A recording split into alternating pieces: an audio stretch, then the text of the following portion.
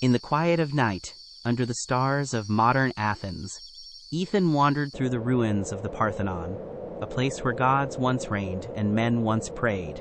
Beneath a fallen marble slab, he discovered something impossible.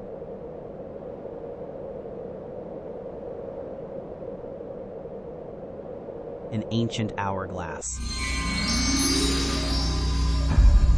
Its golden sands still shimmering with magic. Curiosity overcame caution. Ethan turned the hourglass over, and time itself seemed to shatter.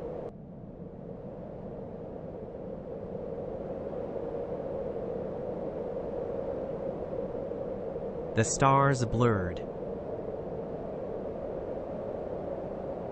The ground fell away. And he tumbled through centuries, until his feet struck cool marble once more.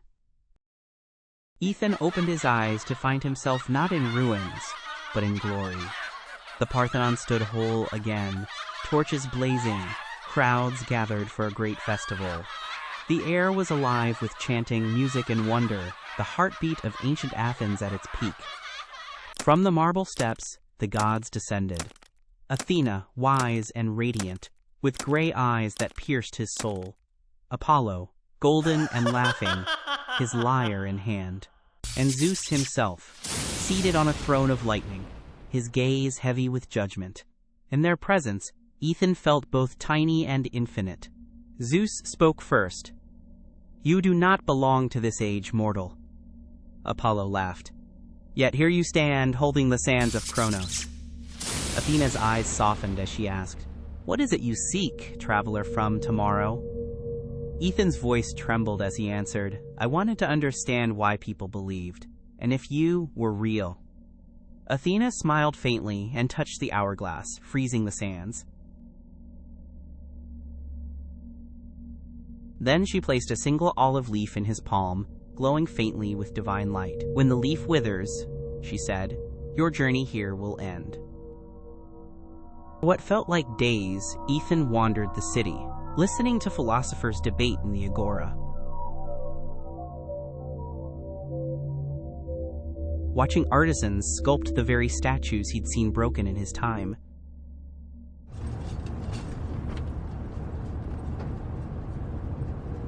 And feeling the breath of a civilization that believed the gods walked among them. When the olive leaf began to crumble in his hand, Ethan stood again before the Parthenon, now glowing in the moonlight. He raised the hourglass, whispered his thanks, and the sands began to flow. With a rush of wind, he returned to his own time, back to the ruins, but forever changed.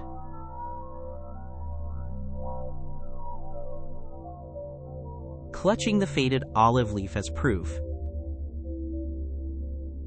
Ethan smiled to himself.